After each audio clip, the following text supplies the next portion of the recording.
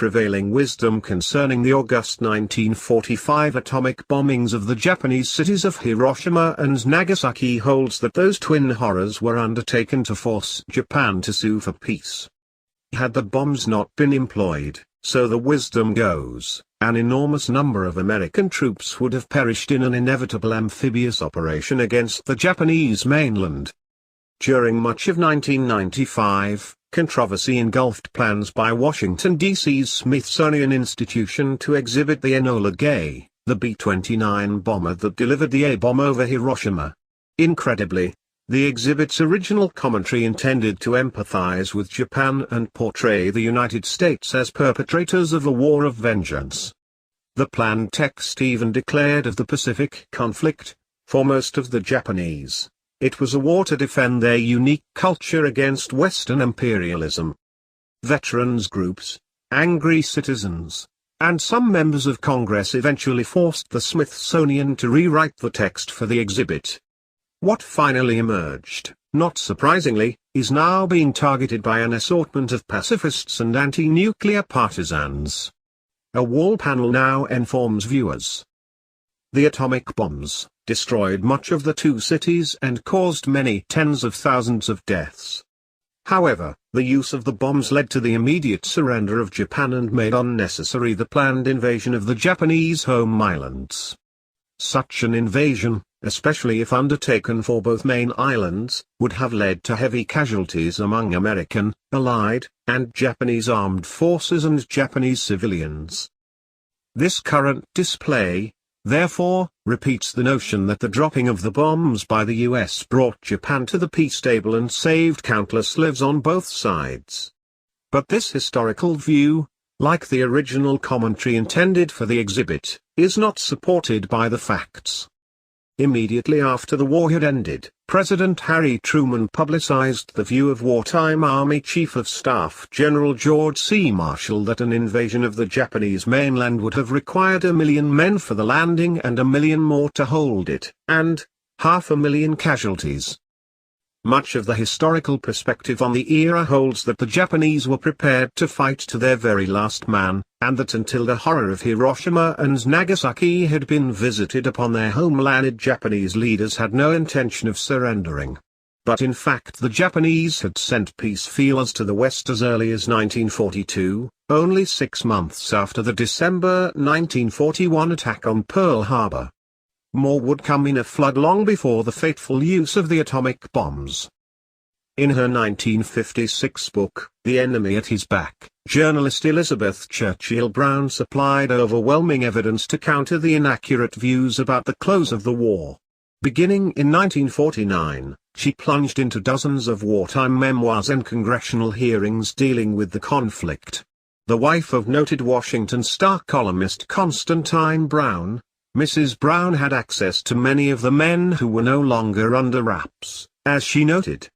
She wrote, "With this knowledge at hand, I quickly began to see why the war with Japan was unprecedented in all history. Here was an enemy who had been trying to surrender for almost a year before the conflict ended." In her book, Brown supplied abundant evidence about the immense perfidy that kept the Japanese from surrendering until such time as the Soviets were ready to enter the war against Japan and the American forces had dropped the atomic bombs on civilian populations. Divided opinion.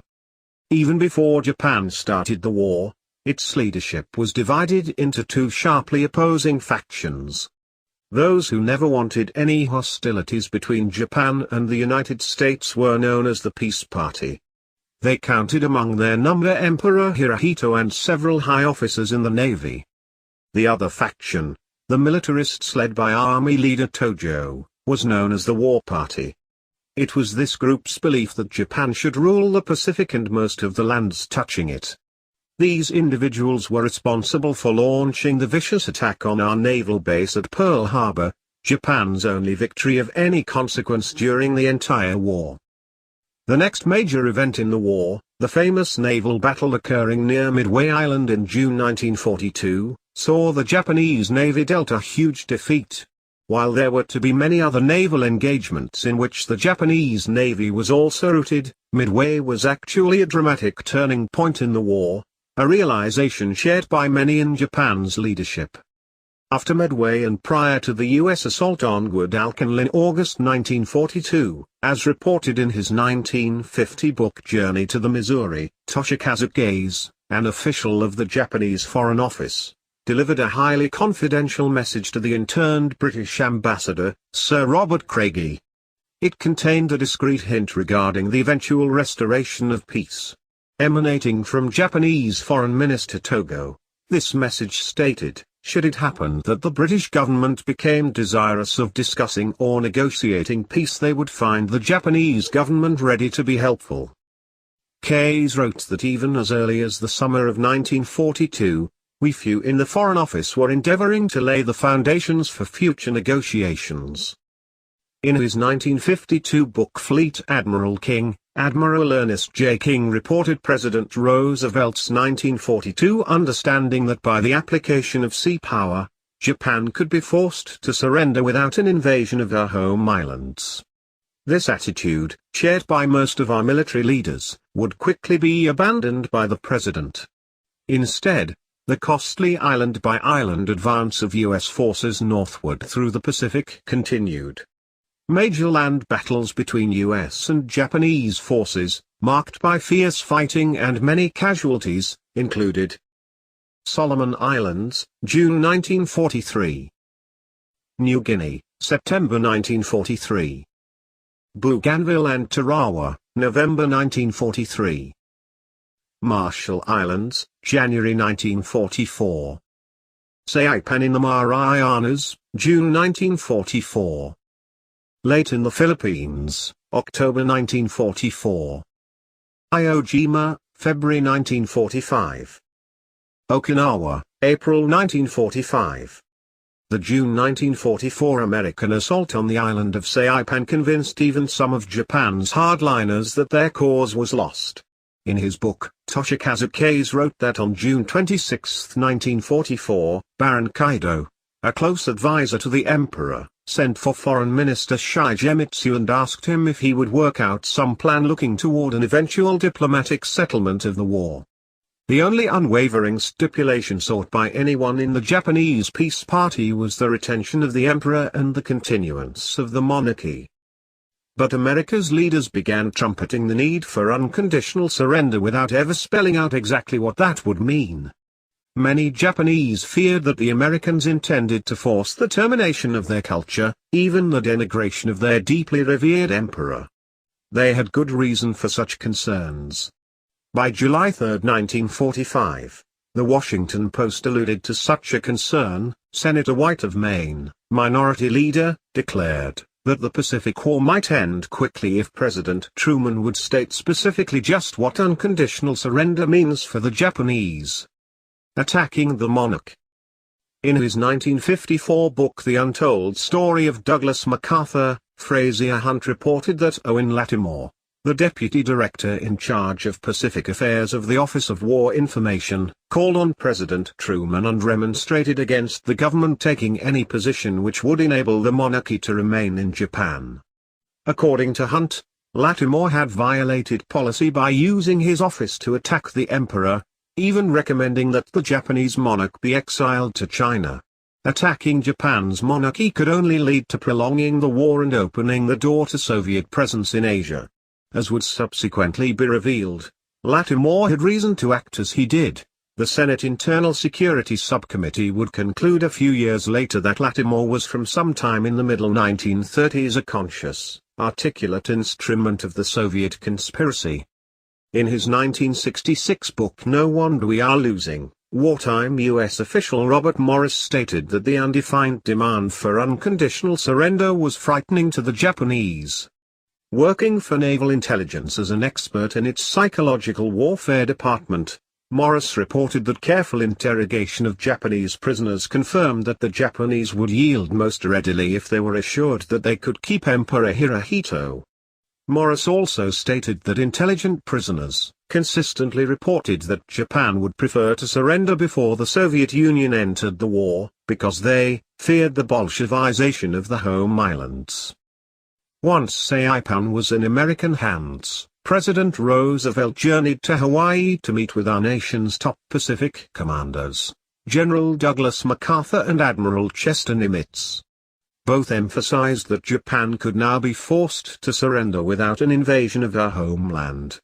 In his 1950 book I Was There, Admiral William D. Leahy, President Roosevelt's aide who was present at the meeting, confirmed that there was never any consideration given during the meeting to an invasion of the Japanese mainland.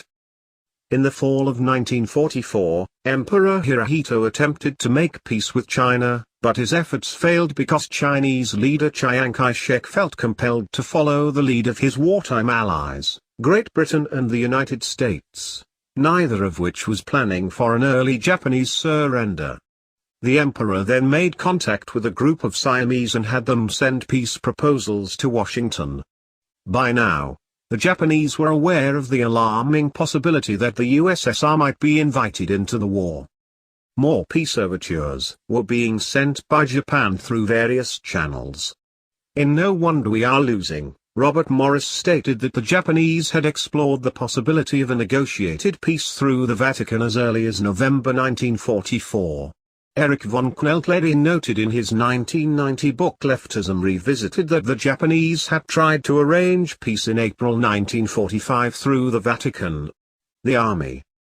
In the U.S., the diplomatic element favoring a continuation of all-out war with Japan was led by Harry Hopkins, President Roosevelt's closest advisor, whose fanatic esteem for Soviet Russia was legendary. Among the very few military officials who favored continued fighting, the leader was Army Chief of Staff George Marshall who, right up to the actual use of the atomic bombs, would listen to no talk of a Japanese surrender and insisted on the need for a full-scale invasion of Japan proper. Of President Roosevelt's military advisors, it was to Marshall alone he looked for military perspective about the Pacific War. The other members of the Joint Chiefs of Staff might have their say during meetings, but Marshall's view always prevailed. After President Roosevelt died on April 12, 1945, Marshall's influence continued with the arrival of President Truman. Of Marshall's role, Elizabeth Churchill Brown wrote, "I found that all final and absolute decisions of the war were taken by the President in the Army. Who the Army was, I discovered by a process of elimination and a close study of the war." The Joint Chiefs of Staff consisted of Admiral Ernest J. King, Chief of Naval Operations, General H. H. Arnold, Chief of the Army Air Force, General George C. Marshall, Army Chief of Staff, and Admiral William D. Leahy, President Roosevelt's and later President Truman's Chief of Staff who presided over their meetings. Although the recommendations of the Joint Chiefs were always unanimous, more often than not the two admirals disagreed with General Marshall in private. And General Arnold, according to his memoirs, also quite often did not go along with General Marshall's views. Secretary of War Henry Stimson was so seldom consulted that he, too, must be eliminated. Finally I discovered a passage in General Arnold's book, Global Mission, which summed up the picture. He wrote, "Usually, he, Marshall, was spokesman at our conferences. Arnold referred to Admiral Leahy as the chairman of the Joint Chiefs, but to Marshall as the spokesman. I therefore came to the inescapable conclusion that, when I read that the Army or the Joint Chiefs had decided upon such and such a strategy, the decision was invariably that of General Marshall." The first atomic bomb was exploded over Hiroshima on August 5, 1945, the second was detonated over Nagasaki 4 days later. On August 8, the Soviet Union declared war on an already beaten Japan. But other Japanese attempts to surrender had been coming fast and furious prior to these historically important developments. One of the most compelling was transmitted by General MacArthur to President Roosevelt in January 1945, prior to the Yalta Conference. MacArthur's communiqué stated that the Japanese were willing to surrender under terms which included full surrender of Japanese forces on sea, in the air, at home, on island possessions, and in occupied countries. Surrender of all arms and munitions. occupation of the Japanese homeland and island possessions by Allied troops under American direction. Japanese relinquishment of Manchuria, Korea, and Formosa, as well as all territory seized during the war. Regulation of Japanese industry to halt present and future production of implements of war. Turning over of Japanese which the United States might designate war criminals. Release of all prisoners of war and internees in Japan and in areas under Japanese control. Amazingly, these were identical to the terms which were accepted by our government for the surrender of Japan 7 months later. Had they been accepted when first offered, there would have been no heavy loss of life on Iwo Jima, over 26,033 Americans killed or wounded, approximately 21,000 Japanese killed, and Okinawa, over 39,000 US dead and wounded, 109,000 Japanese dead. No firebombing of Japanese cities by B-29 bombers. It is estimated that the dropping of 1,700 tons of incendiary explosives on Japanese cities during March 9-10 alone killed over 80,000 civilians and destroyed 260,000 buildings, and no use of the atomic bomb. Countless thousands of Japanese civilians perished as a result of the atomic bombs dropped on Hiroshima and Nagasaki. And the world was suddenly and violently brought into the atomic age. Belated revelations. The US government has never published MacArthur's communiqué detailing Japan's willingness to end the war, even though its existence first came to light in an article by Chicago Tribune journalist Walter Troen and published on August 19, 1945 in both the Tribune and the Washington Times-Herald. A military intelligence officer with access to classified information had given Troen a copy of this peace proposal with the stipulation that he keep it confidential until the war ended. Troen honored his end of the agreement, and then wrote his article immediately after Japan's August 14 surrender had been announced. Troen's sensational revelations occasioned no response from the White House and State Department. Nor did it attract the kind of attention from the mass media it surely deserved.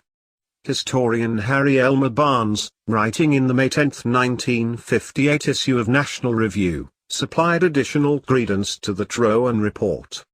After General MacArthur returned from Korea in 1951, his neighbor in the Waldorf Towers, former President Herbert Hoover, took the Troen article to General MacArthur and the latter confirmed its accuracy in every detail and without qualification. But the January 1945 attempt to end the war wasn't Japan's only move. Robert Morris wrote in No Wonder We Are Losing. The Japanese made other overtures through the Soviet Union which were not transmitted to us. But on June 1, Tokyo wired its ambassador in Moscow that the emperor wished to make peace and told him to request Soviet mediation. This information was decoded by the United States, 2 months before the atomic bomb dropped and the Soviet Union entered the war against Japan.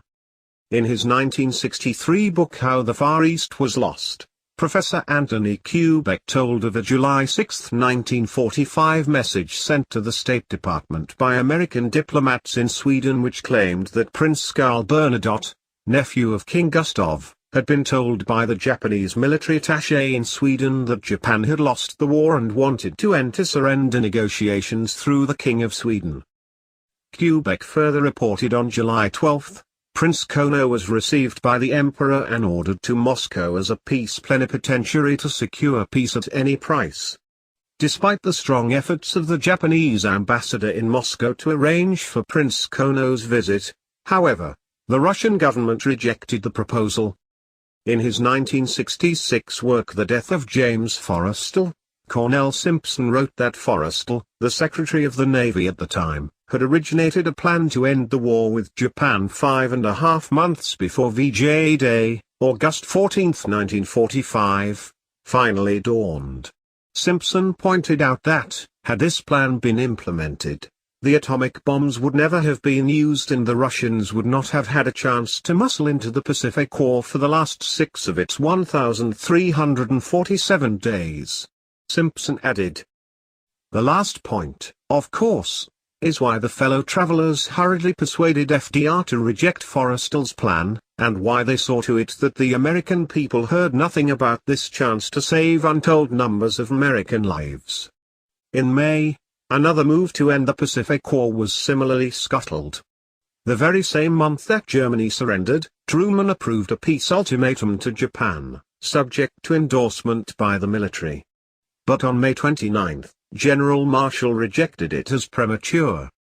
General MacArthur's January 1945 communique containing Japan's detailed peace proposal reached President Roosevelt 2 days before he departed for his meeting with Churchill and Stalin at Yalta.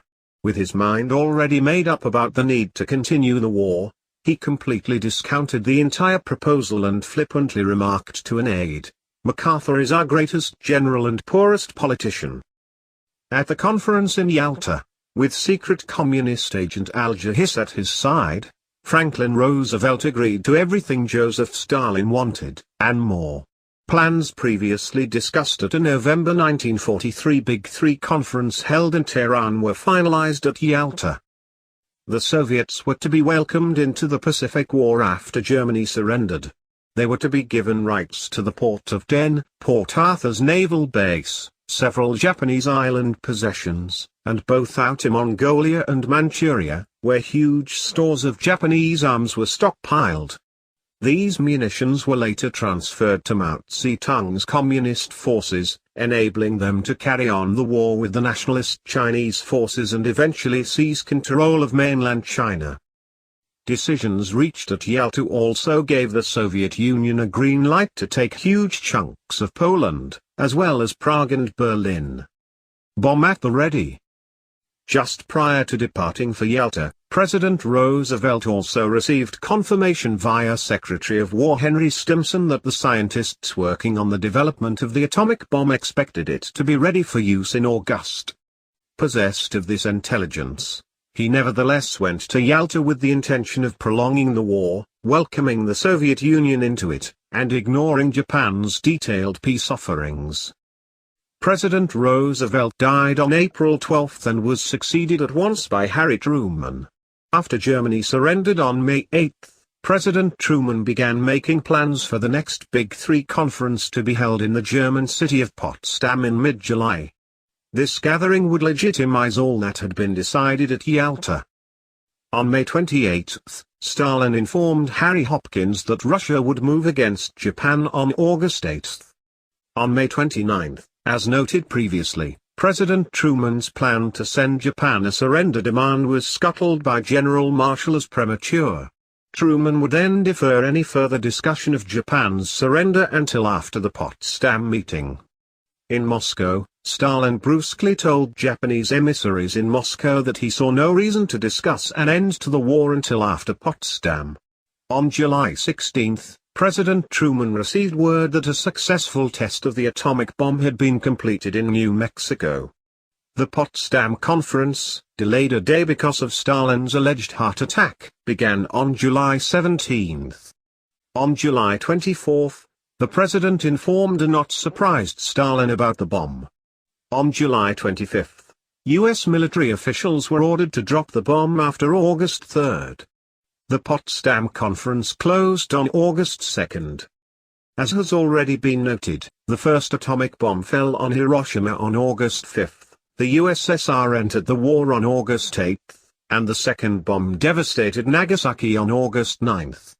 Japan was finally permitted to surrender on August 14. No good evidence exists to demonstrate that the atomic bomb was needed to hasten the end of the war with Japan. While many Americans have been persuaded that a full-scale invasion of Japan and its accompanying huge number of casualties were avoided, no invasion was ever needed. Japan was beaten and was trying to surrender. Another argument to justify the use of the atomic bomb holds that the demonstration of some awesome and terrible power would aid the United States in future diplomatic confrontations with Soviet Russia. Norman Cousins and Thomas K. Finletter offered this rationalization in an article appearing in the June 15, 1946 Saturday Review of Literature. Secretary of War Stimson proposed this same rationale in his 1948 memoir, on active service in peace and war.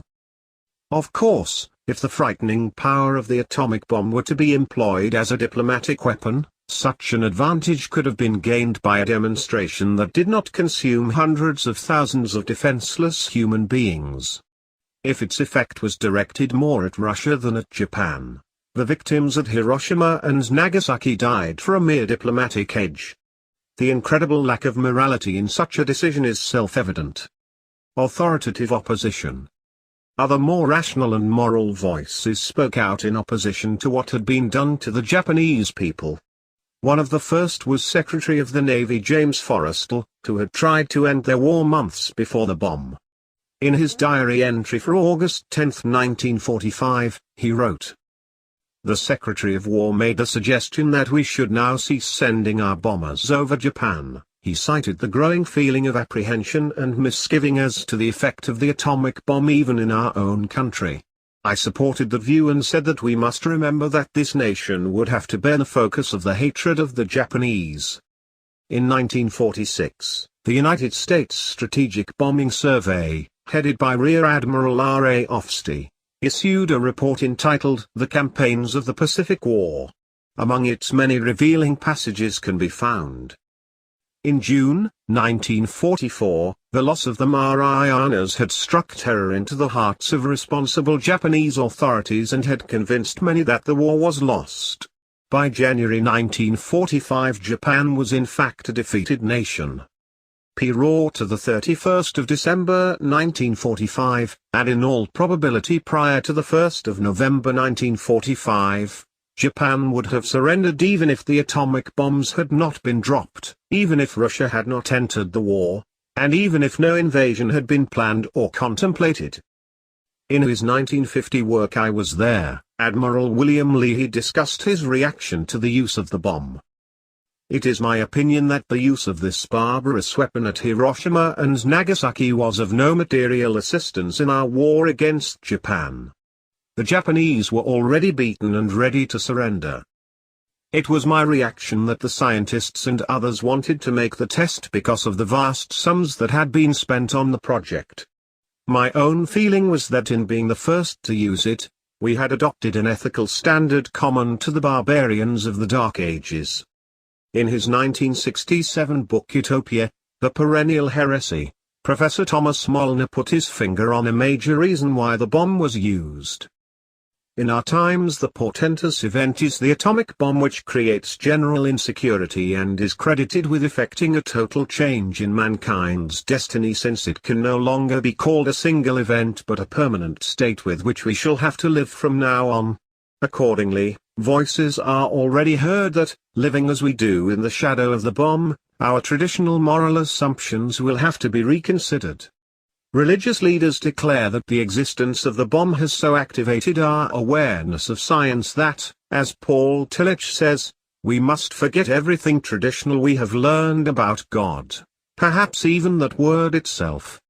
Political leaders, fearful of the final cataclysm of nuclear annihilation, say that men must huddle together under a world government. Emphasis added. Looking to the UN. Almost immediately after the first atomic bombs had been used, U.S. Communist Party chieftain William Z. Foster suggested the need for United Nations control of atomic energy. In an article appearing in the party newspaper Daily Worker on August 13, 1945, he wrote, "If the new atomic power, which is a product of international science, is to be directed to constructive uses, the general military control of it will have to be vested in the Security Council of the United Nations." Foster, of course, knew that the Soviet Union would control the military use of atomic power through the privilege it had been granted to appoint the UN's Under-Secretary for Political and Security Council Affairs. That post has always had jurisdiction over all military, disarmament, and atomic energy matters for the world body.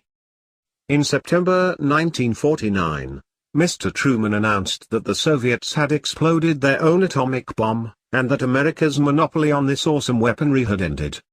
Only a few days after the US had dropped the A-bombs on Japan, President Truman sought to justify their use in a letter he sent to the Federal Council of Churches. "I was greatly disturbed over the unwarranted attack by the Japanese on Pearl Harbor and their murder of our prisoners of war. The only language they seem to understand is the one we have been using to bombard them. When you have to deal with a beast, you have to treat him as a beast." Years later, Mr. Truman would again attempt to defend his decision to use the bomb against Japan. As Harry Elmer Barnes reported in National Review, May 10, 1958, the former president stated, "The need for such a fateful decision, of course, would never have arisen had we not been shot in the back by Japan at Pearl Harbor in December 1941. According to Barnes, the Hiroshima City Council responded to Truman as follows. "Had your decision been based on the Imperial Navy's surprise attack on your country's combatants and military facilities, why could you not choose a military base for the target? You committed the outrage of massacring 200,000 non-combatants as revenge, and you are still trying to justify it. Hundreds of thousands of Japanese civilians did perish in the raids on Hiroshima and Nagasaki. But their deaths had nothing to do with either forcing Japan to the peace table or gaining a diplomatic edge over the Soviet Union.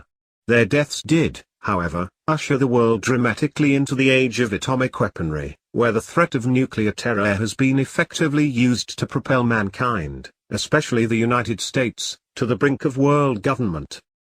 The very existence of atomic weapons, and especially their use against Japan, has been cited ever since 1945 by enemies of national sovereignty and promoters of the United Nations as a prime reason why nations can no longer be independent and peoples can no longer expect God-given freedom. Current commentaries about the events surrounding the use of the atomic bomb are appearing virtually everywhere. The summer 1995 issue of Foreign Policy offered Hiroshima, historians reassess. And the January-February issue of the Council on Foreign Relations journal Foreign Affairs contained the atomic bombings reconsidered. Both articles disregard fundamentally important matters such as the MacArthur Communique of January 1945, Japan's many attempts to surrender, and the pro-Soviet treachery accomplished at Yalta and Potsdam. The articles promote the notion that only through the reflections of modern scholars may we come to understand that there were alternatives to the bomb. In reality, those alternatives have been a matter of conspiratorial history for 5 decades. From at least January 1945, the many thousands of dead and wounded on both sides of the Pacific War must be counted as victims of the treacherous determination to extend the conflict in order to benefit the Soviet Union and use the bomb. Franklin Roosevelt, Harry Truman, and all who supported this perfidy must be held historically accountable. No one can blame the horrible killing and maiming at Iwo Jima, Okinawa, Hiroshima, and Nagasaki on our nation's military forces whose leaders, with the prominent exception of George Marshall, tried to stop the war prior to each of these events. Without doubt, war is hell. But World War II in the Pacific was hell for at least 6 months more than was needed. And when it was finally over, the real winners were the conspirators who had done their very best for Joseph Stalin, Mao Zedong, and world government. Nuclear annihilation, a powerful pretext for world government. During the Cold War, the threat of nuclear holocaust provided internationalists with their most powerful pretext for global government. That threat was made all the more believable, of course, by the dropping of atomic bombs on Japan. According to the internationalist line of reasoning, nuclear war is unthinkable since it would mean the destruction of the entire Earth, and the only way to avoid nuclear holocaust is to eliminate the ability of nations to wage war against each other. As the following examples attest, those assumptions, which have been used to justify accommodation and convergence with the communist world, have been articulated time and again. Albert Einstein, since I do not foresee that atomic energy is to be a great boon for a long time, I have to say that for the present it is a menace. Perhaps it is well that it should be. It may intimidate the human race into bringing order into its international affairs, which, without the pressure of fear, it would not do. Atlantic Monthly, November 1945. President Harry S. Truman, the release of atomic energy constitutes a new force too revolutionary to consider in the framework of old ideas. Message to Congress, October 3, 1945. Presidential Advisor Bernard Baruch. Behind the black portent of the new atomic age lies a hope which, seized upon with faith, can work out salvation. Let us not deceive ourselves. We must elect world peace or world destruction. Addressed to the United Nations Atomic Energy Commission, June 14, 1946. James P. Warburg, A. World order without world law is an anachronism, since war now means the extinction of civilization. A world which fails to establish the role of law over the nation-states cannot long continue to exist. We are living in a perilous period of transition from the era of the fully sovereign nation-state to the era of world government. The West in Crisis, 1959. Vice President Richard Nixon. There are some today who believe that the prospect of the use of atomic weapons to settle international disputes is so terrible that we should set up a new, all-powerful world organization which would have jurisdiction over disputes between nations. I disagree with this approach. I believe that rather than setting up a new international institution we have to begin to use the one we already have. Statement on the Connolly Amendment, April 4, 1960. Walt Rostow, it is a legitimate American national objective to see removed from all nations, including the United States, the right to use substantial military force to pursue their own interests. Since this residual right is the root of national sovereignty, it is, therefore, an American interest to see an end to nationhood as it has been historically defined. The United States in the World Arena, 1960. President John F. Kennedy, unconditional war can no longer lead to unconditional victory. It can no longer serve to settle disputes. It can no longer be of concern to great powers alone. For a nuclear disaster, spread by winds and waters and fear, could well engulf the great and the small, the rich and the poor, the committed and the uncommitted alike. Mankind must put an end to war or war will put an end to mankind. Speech to the United Nations on September 25, 1961, the day he formally submitted the official U.S. disarmament program, Freedom from War, the United States Program for General and Complete Disarmament in a Peaceful World, to the world body. Freedom from War, in Stage 3 progressive controlled disarmament and continuously developing principles and procedures of international law would proceed to a point where no state would have the military power to challenge the progressively strengthened UN peace force. State Department document, September 1961. Supreme Court Justice William O. Douglas. There is no reason for us to get tangled up in legalisms that march inexorably to the conclusion that total and complete sovereignty must be retained. For we now know that when that claim is pressed by all nations, everyone faces extinction in a nuclear holocaust. The Rule of Law in World Affairs, 1961. Senator J. W. Fulbright, The concept of national sovereignty has become in our time a principle of international anarchy. Our survival in this century may well turn out to depend upon whether we succeed in transferring at least some small part of our feelings of loyalty and responsibility from the sovereign nation to some large political community. Old Myths and New Realities, 1964. Harper's Magazine editor John Fisher, are nation-states actually feasible, now that they have power to destroy each other in a single afternoon? Can we agree on something else to take their place, before the balance of terror becomes unstable? What price would most people be willing to pay for a more durable kind of human organization? More taxes, giving up national flags, perhaps the sacrifice of some of our hard-won liberty. Harper's Magazine, September 1969. Saturday Review editor Norman Cousins, The Management of the Planet, whether we are talking about the need to prevent war or the need to prevent ultimate damage to the conditions of life, requires a world government. Earth Day speech, April 22, 1970. Historian Henry Steele Commager, when in the course of history the threat of extinction confronts mankind, it is necessary for the people of the United States to declare their interdependence with the people of all nations. To establish a new world order of compassion, peace, justice and security, it is essential that mankind free itself from the limitations of national prejudice, and acknowledge that all people are part of one global community. Declaration of Interdependence.